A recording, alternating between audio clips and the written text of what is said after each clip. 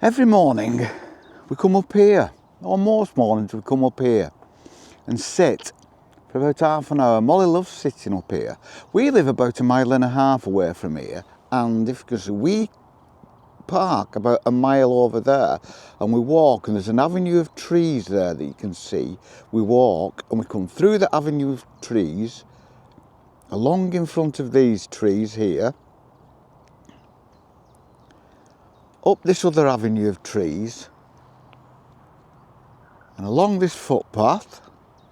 We sit here, and then we go down there, through the trees, back into the fields and the woods. And most days we see a deer. And yesterday we did. A deer came through these trees across the path and stood in front of this tree here for about 20 seconds. In fact, it's here. It's here. You can't see it, but I can see it. It's there. I can see its head. If it starts moving, I'll try to get it. I might try to zoom in when I edit this so that you can see it, and there it is. And it goes across here, it lopes across and stands in front of these woods for a second and then goes into the woods. And I hope we can get it. But we'll carry on anyway. I can't see it now. It's below the grass. It's probably the same one. How exciting. But have you noticed how graceful animals are? I watched this deer and it's absolutely beautiful to watch. It runs smoothly. And have you noticed that's the same with most animals? Most quadrupeds, most animals, most mammals move very, very gracefully. Fish move gracefully.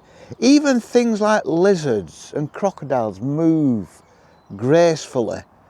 Bigger animals, elephants, rhino, if you watch them, they're actually moving with a rhythm and a purpose gracefully through the landscape.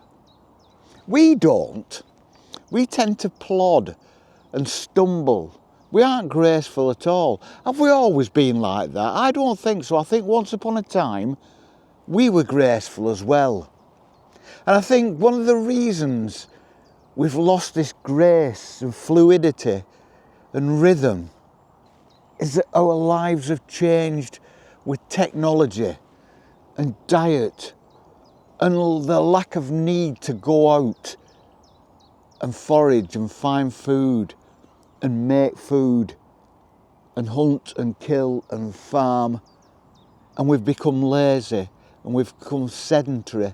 And with that sedentary becomes a lack of fluidity and a lack of grace. It wasn't that long ago, a handful of generations, when we had to go out as well, before technology, before the Industrial Revolution really, when we were hunter-gatherers and basic farmers, ploughing the fields with ploughshares behind horses. Our muscles were taut. Our diet was not good, so perhaps we weren't as fit and healthy and strong. But neither are animals. There are weak amongst herds of animals, and we were like that. But we were closer then to the animals that are around us, weren't we? We were just another animal. We were fluid and lithe and moved beautifully and purposely through the landscape. Go back thousands of years when our forefathers, our forebears were out hunting. We were very close to the animals we were hunting. We were just another step on the food chain. But not anymore. We've detached ourselves completely from the animals around us.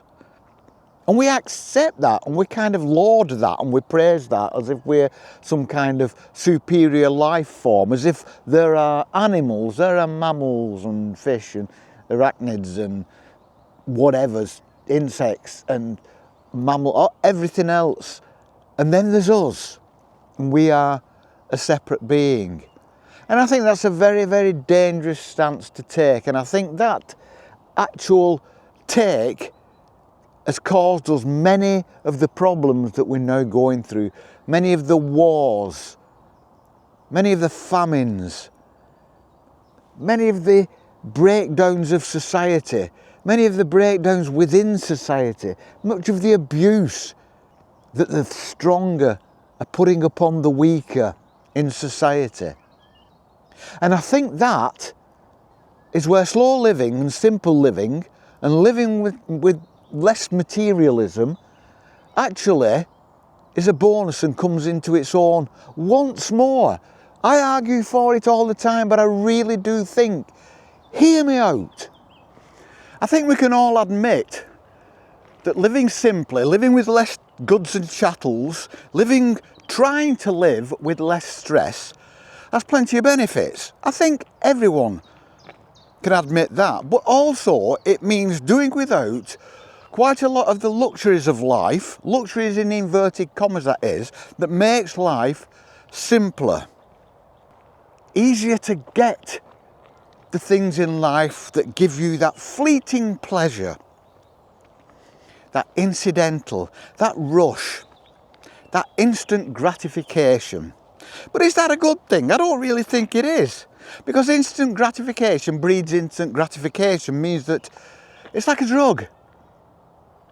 Once you get used to that drug very quickly, then you need something stronger and quicker and harder and faster.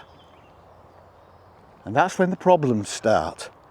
But if we live a simple life, not only are we probably impacting less on the environment around us, but we are closer to the animals around us.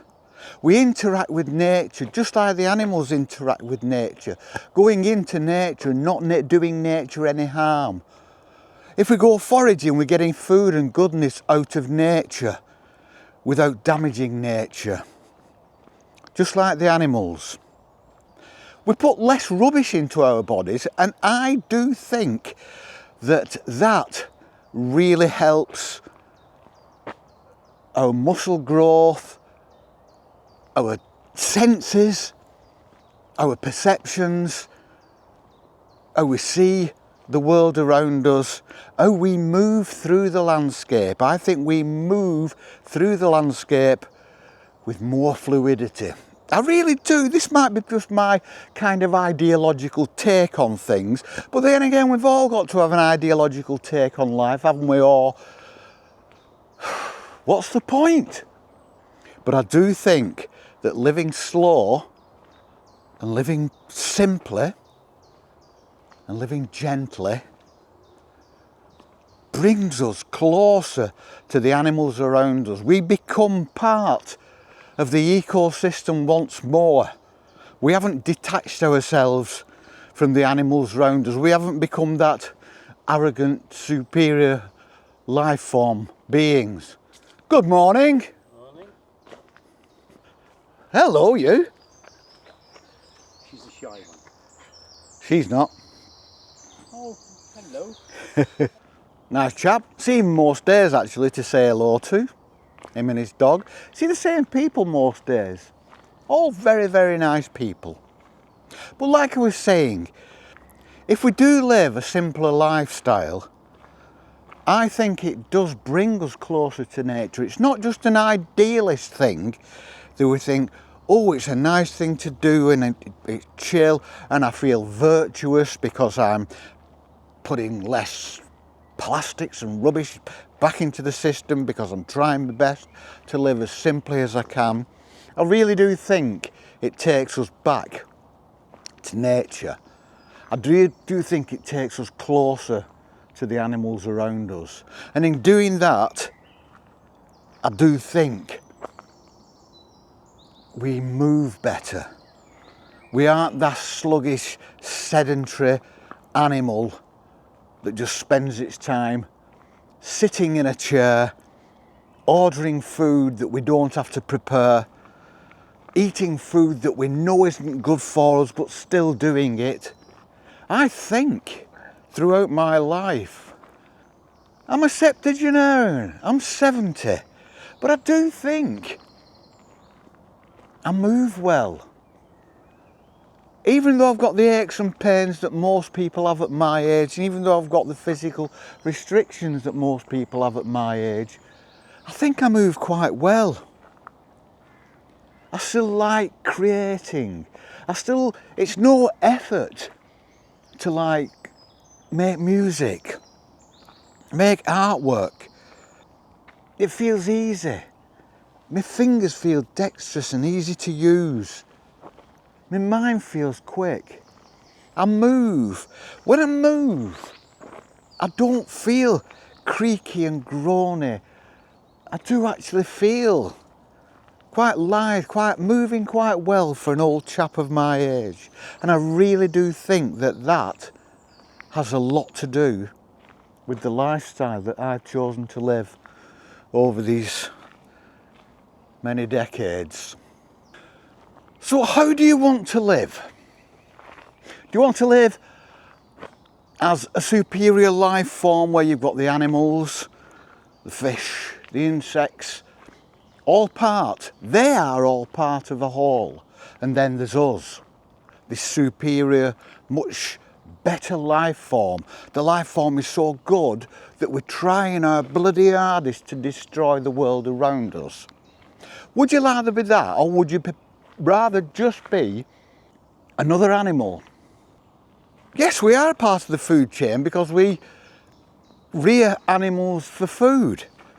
So, would you rather be another animal, part of the food chain? The top of the food chain, because there's nothing that preys on us unless we go walking around the Serengeti. I think I would rather be there, because I think that brings us all back. Animals don't live in houses, animals don't construct cities, animals don't lay railways, animals don't put internet cables down. Animals just live within the environment and they don't impact on the environment very much. And that's how I'd like to live. Ultimately, you know, I am one of those people who would like to live in a little log cabin in the middle of the woods. It isn't really practical, a bit late in life to try it. I could have done, and if you want to try it, try it. You don't have to live it all your life, but it's an experience, it's a box ticked. But I am one who likes to live within countryside rather than the city. That wants to live within, wants to be part, that wants to see the deer that I saw this morning, that wants to see that as kind of my fellow animal rather than something novel that has absolutely nothing to do with us. I want to see that as just another thing walking the earth and just appreciate this quiet and this peace on a dull English morning. And it's green and it's beautiful. And I want to be part of it. I want to be in looking out. I don't want to be out looking in. And on that note, we shall continue getting our feet wet, walking through the puddles. See you on the flip, kids. Peace and love.